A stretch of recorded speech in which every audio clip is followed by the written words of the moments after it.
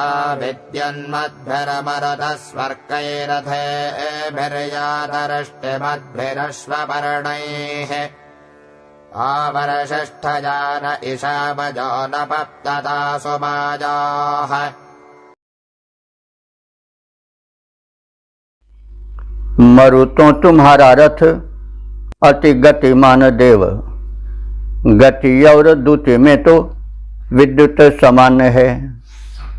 भांति भांति अस्त्रों और शस्त्रों से सुसज्जित है। जहाँ जुते तीव्रगामी अश्वगतिमान है। ऐसे श्रेष्ठ रथ पर चढ़कर आओ वीरो, यज्ञ भूमि में तुम्हारा स्वागत विधान है।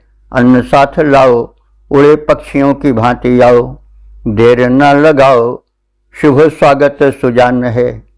देर न लगाओ, शुभ स्वागत सुजान है। तो जैसा पहले निवेदन किया जा चुका है कि मरुदगण अगर बहुत सीधे शब्दों में मान लिया जाए तो आंधी तूफान को नियंत्रित करने वाले या उनको संचालित करने वाले देव हैं, दिव्य शक्ति हैं। और ये इंद्र के विशिष्ट सहायक उनके सेनापति हैं, क्षत्रिय गुण संपन्न हैं, अंतरिक्ष स्थानीय देवता हैं और वृक्ष में इनका विशेष योगदान रहता है। तो हमारे ऋषियों की मान्यता है, उन्होंने तप से पुष्ट और पवित्र हुई बुद्धि द्वारा यह अनुभव किया, यह सृष्टि स्वतः संचालित नहीं है, किसी के नियंत्रण में संचालित है। क्योंकि जो व्यवस्था है वो बड़ी सुव्यवस्थित है।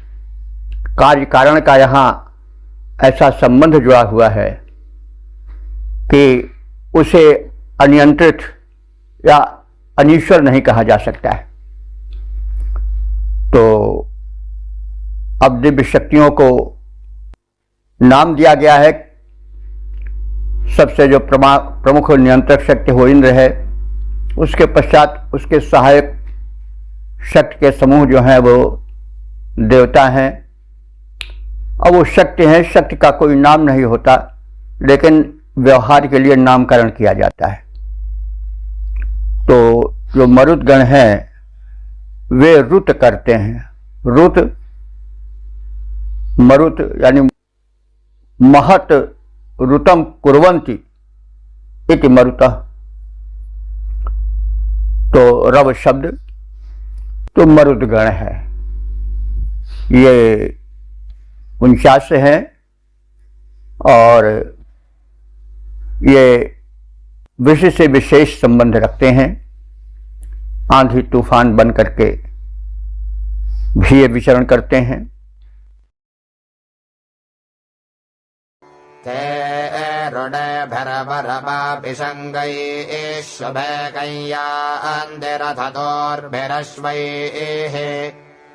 रुक्मानचित्रस्वधितीवान् पव्यारथस्य जङ्घनन्त भौमा।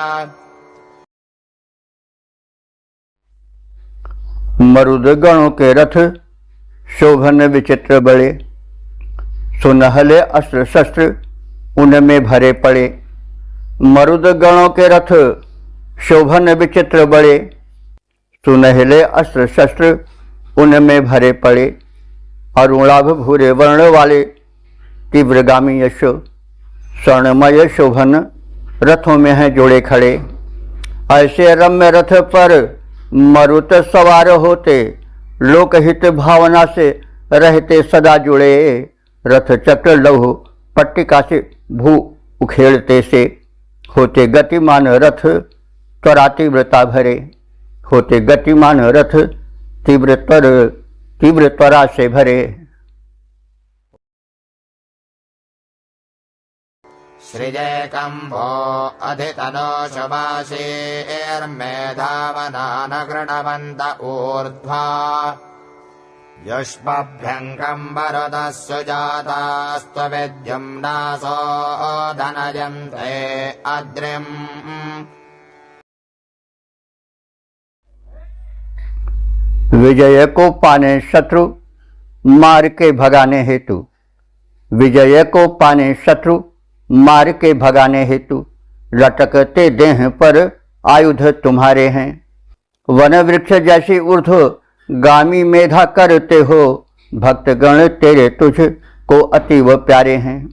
मरुतों कुलीन तुम जनहित लीन सदा, तेरे ही अधीन सारे कुशल हमारे हैं।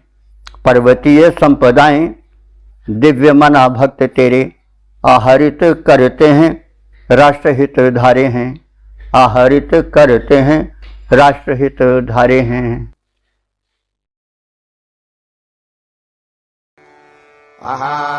निगृध्राः पर्याभ आगुर्मान्धिरम् वार्कार्याम् च देवीम् ब्रह्म गृण्वन्तो गौतमासो अर्कैरोर्ध्वन्नुरुद्र उत्सधिम् विबध्यै। गौतम के वंशजों, तुम्हारे शुभ दिन आए, पूरी इच्छा हुई अब जल की तुम्हारी है। गौतम के वंशजों, तुम्हारे शुभ दिन आए, पूरी इच्छा हुई अब जल की तुम्हारी है।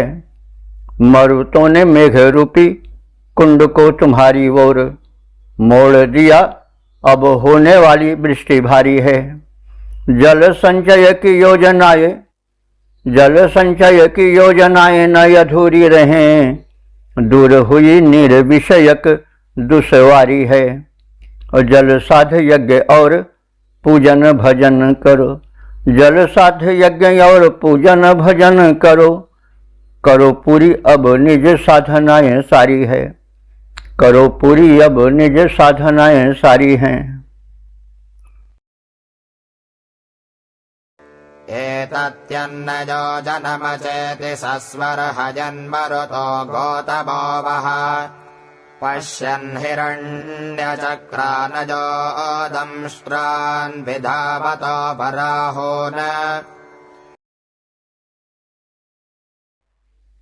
वीर मरुतो तुम्हारा चक्र स्वर्ण मंडित है, वीर मरुतो तुम्हारा चक्र स्वर्ण मंडित है। पुष्ट लौह धार तीक्ष्ण जिसमें सुहाती है, टूट पड़ते हो धार उसको अटूट वीर, फट जाती बड़े बड़े शत्रुओं की छाती है, फट जाती बड़े बड़े शत्रुओं की छाती है।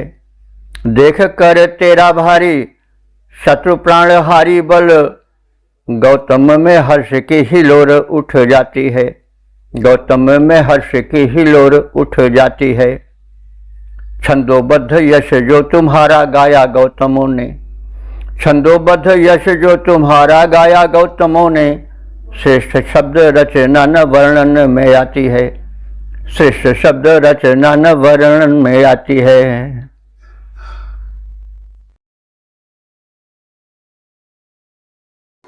एषास्यावो मरुतो न भर्त्रे प्रतिष्ठो भति भागतो न वाणी, अस्तो भजद्वृथा सा मनुस्वधाङ्गभस्त्योः।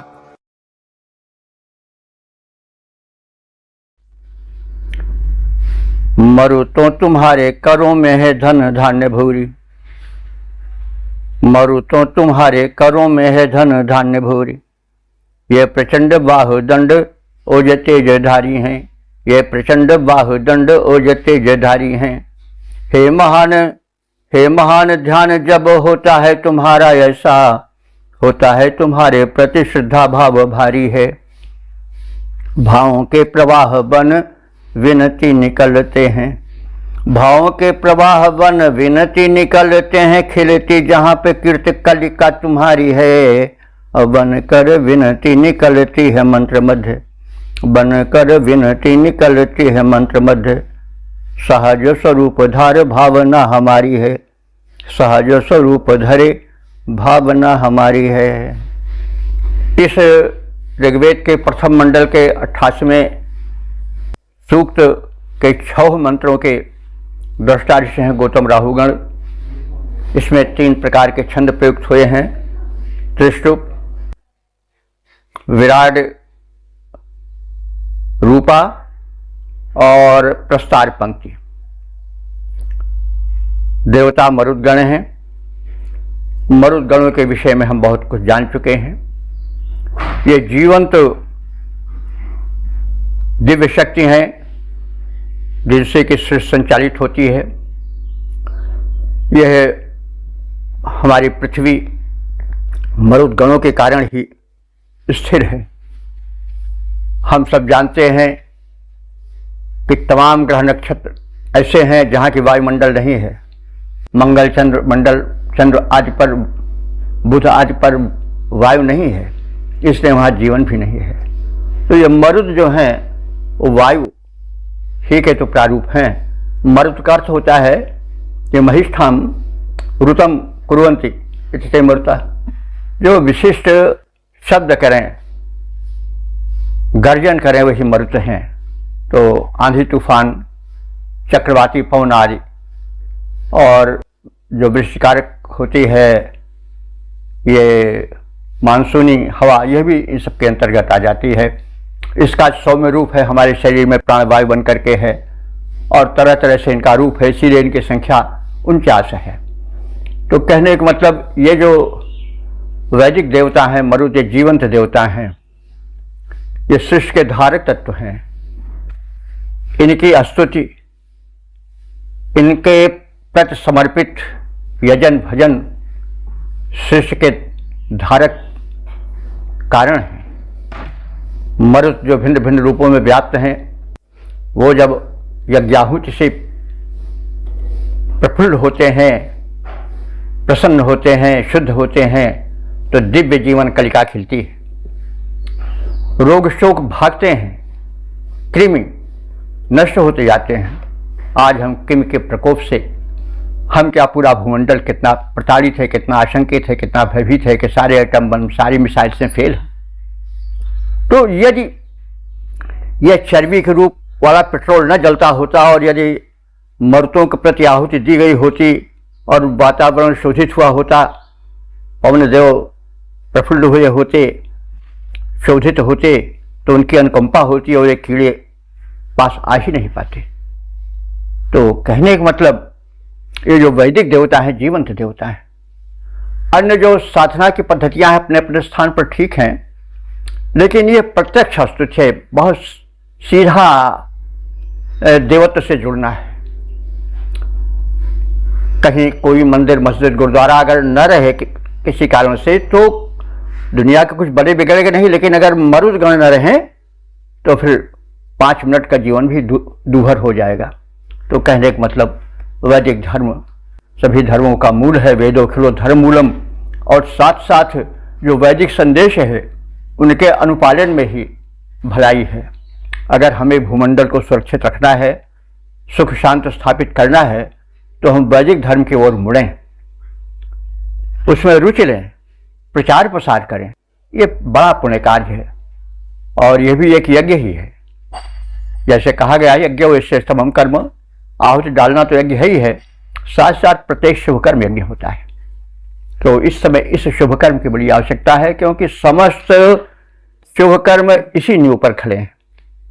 तो इस प्रकार से हमने मर्तों के विषय में जाना और इस सूक्त विशेष में 6 मंत्रों में जो मर्तों की महिमा का मंडन किया गया है वो इस प्रकार से है। प्रथम मंत्र में मर्तों की तीव्र ग्राविता का वर्णन है। दूसरे मंत्र में मर्तों के रथ की प्रशंसा है। तीसरे में मर्तों के वीर रूप का सजीव चित्रण है। चौथे में गौतम वंशीय ऋषियों पर मर्तों की अनुकंपा का प्रस्तुतिकरण है। पांचवें में मरुद गणों की वीरता की प्रशस्ति है। छठे मंत्र में युद्धवीर और दानवीर मर्दों की प्रशस्ति की गई है, उनका गुणगान किया गया है।